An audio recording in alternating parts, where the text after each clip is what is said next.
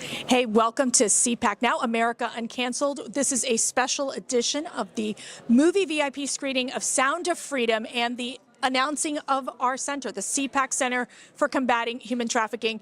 Matt, why did you think it was so important to get this center going? Because you told me it'd be a good idea, and she was right.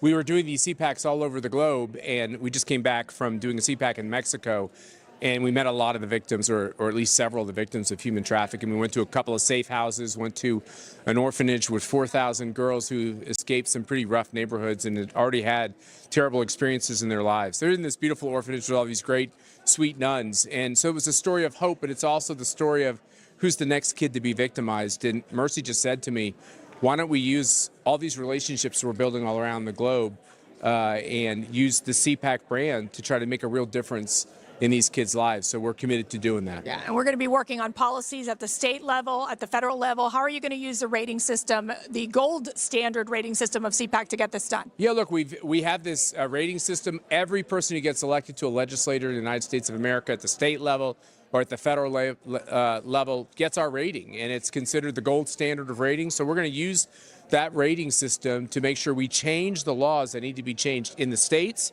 and in the country, and to shame those lawmakers who are doing the wrong thing by these kids, and to partner with people overseas to make sure they change their laws too. All right, well, we got to get going, but you all stay tuned. He's got a lot of great interviews, and Colton's going to keep you real busy, so stay tuned. How important is it that people see this film and then get involved after they see it? Well, there is a lot of people that they don't know about this problem. And I hope that when this film comes out, July 4th, and eventually worldwide, I hope millions of people will see this film, so there is no more excuses to, oh, I didn't know, now you know. And now that you know, what are you going to do about it? What if this is your son? What if this is your daughter? If my son is missing, I will stop everything that I'm doing, and I will hope the whole world will stop everything they're doing so they can help me to find my son. Okay, so don't wait for this tragedy come to your house for you to wake up. Wake up now and prevent other parents from missing their children, because God's children are not for sale. And that's my motivation, and I hope this film will touch millions of hearts, and I hope that when they leave the theater, they will ask themselves, what can I do to end this terrible reality? And I think, I'm convinced that if we work together, especially US and Mexico, because as you know, Mexico is the #1 provider of US. US is the #1 consumer of child sex. Where there is a demand, there is a supply. I'm from Mexico. I love Mexico. I love USA. We're brothers. We're not just neighbors. And I believe that together, through a bilateral effort, we will end this terrible reality. God's children are not for sale. And you bring up a good point of how we are partners, Mexico and the United States, and we have CPAC Mexico coming up very soon. How is that going to be a topic of interest at CPAC Mexico this year? Well, it's priority for me. CPAC Mexico last year was very successful. It's one of the first times where leaders, conservative leaders around the world come together to Mexico City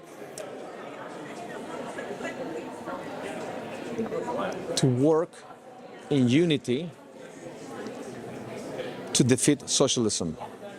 Socialism is all over the place now, all over Latin America. Very few exceptions are free right now.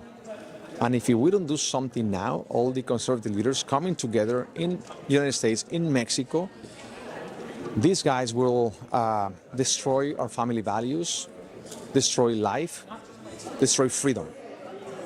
So the model of CPAC is the model of the conservative movement of the world. God, country, family. Those are the three most important pillars that if we work hand by hand, coming together, promoting the values that right now are at risk of losing them, we will lose our freedom. And that's why CPAC, it's for me, is what will inspire this conservative movement that already started in Mexico. So stay tuned, because CPAC Mexico, #2, coming soon. How important is this issue to the church?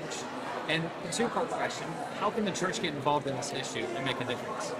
Well, obviously, it's very important to the church. These are God's children. You know, every time you have a baby, He's given you a gift that is a lifetime. And it's the greatest gift He will ever give you besides sending His own Son, right? And so that gift we are to treasure and cherish. And the church knows this of all the places in the world.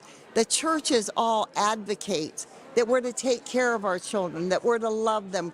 In the Bible, it says, teach a child in the way that they should go and they will return to it. This is so powerful of a statement and a scripture. And we have to understand that God is the one that's always speaking to our hearts and leading us and guiding us. All we have to do is ask Him to.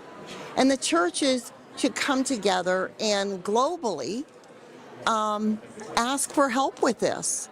You know, starting within your church, obviously first, but then reaching out as a community. I mean, coming from Tucson, Arizona, we have many churches that come together over this issue. Not one church or one person can ever solve anything.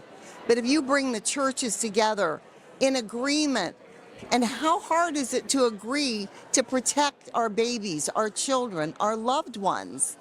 And so I think it's so important that we reach out to the churches and understand that God is the answer. And that's where we go to learn more about Him. And I suggest we all do that. So, second question is, you are very involved with CPAC. How important is this issue to the values that CPAC holds? And how can the people that get involved with CPAC get involved to help end this crisis as well? Right.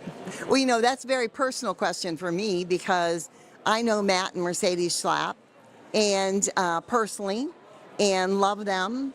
And I know their 5 beautiful daughters. Just like I know my beautiful children and my grandchildren and my great-grandchildren. And anytime it touches any of us, you know, we find that heart. I think it's wonderful that Matt and Mercedes have taken this on to support this project because they value the lives of their children and the future generations. And they speak to that at CPAC all the time. You know, you cannot separate, as they've tried to do for years, you cannot separate the church and the state because the church is the ones that should be running the state, not the devil. And we've let him in and we need to overcome that. And I'm so proud of working with Matt and Mercedes and CPAC and everybody that's involved in it because they all have that same heart. And that's the heart we all want to have. So I'm blessed to be here. I'm blessed to be part of CPAC. But most of all, I'm blessed to love the children in this country and to understand by the gifts God gave me how important they are. I will defend them till the end. Why is it so important that CPAC as an organization and its supporters gets involved to help end human trafficking? Well, CPAC's become one of the most authoritative voices on conservatism, not here only in the United States, but worldwide. We've held events in Hungary, Japan, Brazil. I'm trying to think. I've lost count of how many we've done, but the point is human trafficking is something that affects people worldwide. And unfortunately, the United States seems to be the epicenter of a lot of the problems here. And it's important for CPAC to use its soapbox to spread the word about this to everybody. And people associate us with a narrowly partisan view, conservatism, I suppose. But that's not the case. The case is this is something that affects people regardless of your political leanings. And this is why we want to be involved in helping push this message. So why is it so important that people see The Sound of Freedom? And then why is it important that they take the next step after watching it to get involved? Well, first of all, it's important because it's a great film. You know, at the end, we're using the format of cinema. And you come to the movies to be entertained. Now, you can be entertained with a meaningful message. And I'm just proposing a theme that is very, very important because our children is the future of our whole future.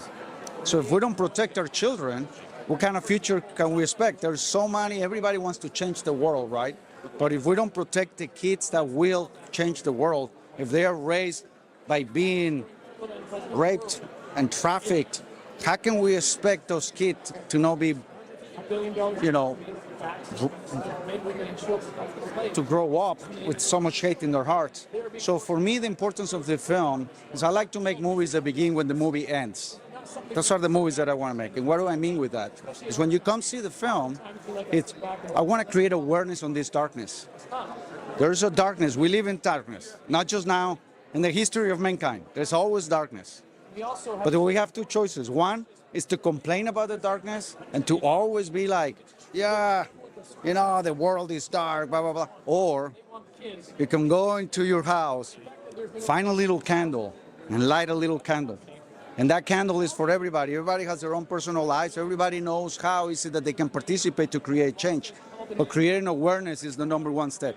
Just talk about it. Next dinner, bring it up. After you talk about whatever, you know, what kind of shoes you like or whatever, what kind of food. Talk about like this subject matter, because that's how I started on this. I didn't know that there was a problem in our society. I didn't know there was child trafficking. I knew it was human trafficking, but I never understood child trafficking. And I never understood child trafficking for sexual exploitation. Children that are 5, 6, 7 years old. That to me became more of an awakening. And that's when the calling kicked in. And that's when I started writing a movie, a fiction, completely fiction. And the producer called me one day, Eduardo Verasti, he calls me and he says, have you started writing? I was like, no, I just finished the treatment. He says, well, don't write the screenplay. I said, why? I want you to meet Tim Ballard. So long story short, I met Tim Ballard and I realized that Tim's story was way better than any fictionary character that I was creating. And here we are. So Angel Studios, is named after the people who support these projects.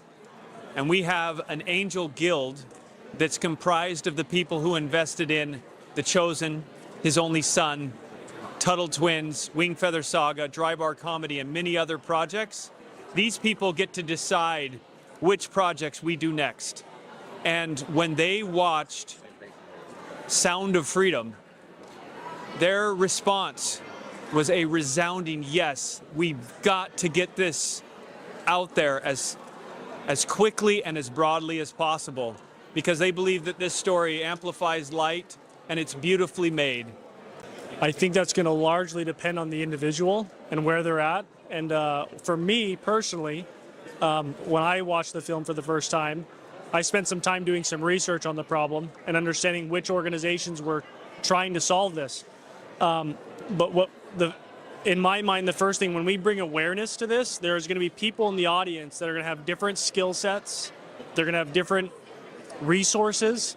And for some people, that might just mean as little as their word of mouth and talking about the film, that and the problem that is child trafficking. For others, it might be paying it forward so other people can see the film for free. And for others, they might have massive resources where they can come in and actually help other organizations who are dedicated to prevention and repair and helping these children as they've come out of trafficking environments. And so Angel's goal is to bring as much awareness to this problem as possible so that all these organizations who are really, really adept at solving this problem can get the resources and the support they need to be able to get as many children out of this environment and prevent as many from going into it as possible in the future. And so we're really grateful to be a part of that.